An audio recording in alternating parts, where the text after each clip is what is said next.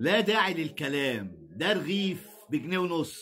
يا ناس يا بشر يا مفتريين، ده جنيه بجنيه ونص. الرغيف ده لقمة بجنيه ونص، يكفي مين ويأكل مين من البني آدمين؟ يا ريس انا مش عارف اقول إيه. احنا ظالمينك معانا اقسم بالله يا بشر، يا اللي ما عندكوش ايمان بالله. ده رغيف تبيعوه بجنيه ونص، والله ما عندكم ايمان بالله خالص يا اخوانا. يا اللي ماسكين السوق والاسواق يا جيش، انت نزلت الشارع، خش شوف الفران والاستغلال بتاع الناس دي.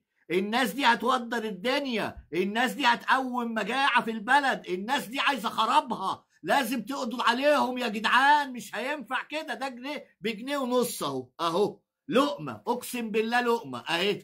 اهي لقمه بجنيه ونص يا جدعان، ينفع الكلام ده يا بشر يا بني ادمين يا مؤمنين؟